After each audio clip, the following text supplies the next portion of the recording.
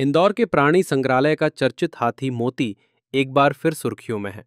लगभग 65 वर्ष का मोती अपनी शिफ्टिंग को लेकर चर्चा में है। हाई पावर कमेटी से मोती को वनतारा सेंटर भेजने के लिए एक पत्र आया है, लेकिन जू प्रशासन और वन विभाग इसके पक्ष में नहीं है। उनका कहना है कि मोती को इंदौर में ही प्राकृतिक माहौल में रखा जा रहा है। वहीं नगर निगम ने भी इस आदेश पर आपत्ति दर्ज कराते हुए एक लेटर लिखा है। और लेटर हमारे पास एक फॉरेस्ट डिपार्टमेंट से आया है, जिसमें उन्होंने उसको शिफ्ट करने के लिए मेंशन किया हुआ है और उसमें हाई पावर कमेटी का हवाला भी दिया हुआ है। बट यहाँ से हमने एक प्रयास किया है जिसमें, क्योंकि ये सिंगल नहीं रहे हमारे जो एलिफेंट है मोती नाम करके, तो उज्जैन से एक फीमेल एलिफेंट को यहाँ शिफ्ट करने का हम प्रयास कर रहे हैं और उसके लिए हमने पत्राचार भी कर दिया है। सो उसके बाद में वो जो हाई पावर कमेटी से भी हम रिक्वेस्ट करेंगे और डिपार्टमेंट से भी रिक्वेस्ट करेंगे कि हमारे पास यहाँ पे, क्योंकि अभी सिंगल नहीं है, तो इसको रहने दिया जाए और अभी उसकी जो गाइडलाइन है उसके हिसाब से हम बाकी भी जो सारे प्रयास होते हैं वो करके इनको रखने का प्रयास करेंगे। सही है, आपका पॉइंट सही है, बट माननीय न्यायालय का जो उसमें हवाला देते हुए वो लेटर आया है, तो उसके लिए हम जो प्रिकॉशनरी जो जितने मेजर्स ले सकते हैं वो ले रहे हैं और उसी के लिए हम प्रयास कर रहे हैं कि वो दोनों जब रहेंगे तो उसमें जो सिंगल रहने का वो जो एक प्रोविजन है वो भी नहीं रहेगा, उससे मैनेज भी हो जाएगी। हाँ, ये एक जरूर हाई पावर कमेटी का लेटर मिला है मुझको चीवाड़ वाले साहब की तरफ से, जिसमें मोती को यहाँ से ट्रांसलोकेट करने की बात की जा रही है और देखते हैं अभी क्या क्या उसमें डेवलपमेंट होता है। अभी हम लोगों ने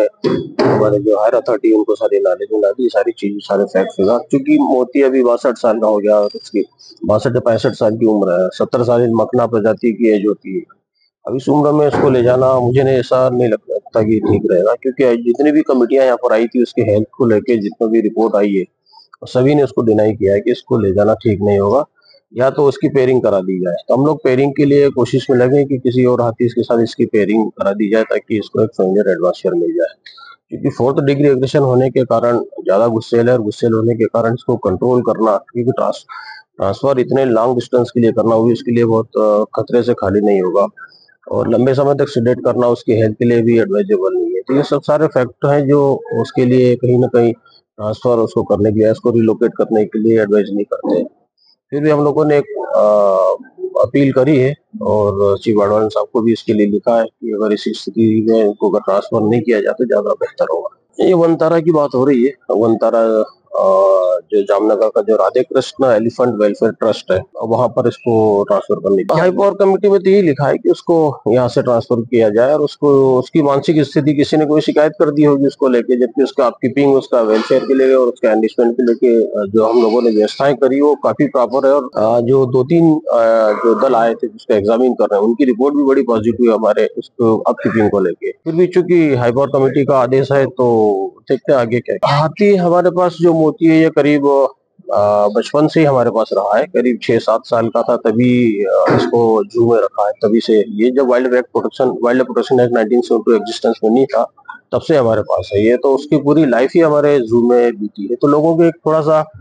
इमोशंस भी है और लोगों का उसके प्रति अफेक्शन भी, अट्रैक्शन भी है। हर कोई व्यक्ति मोती के बारे में जानता है,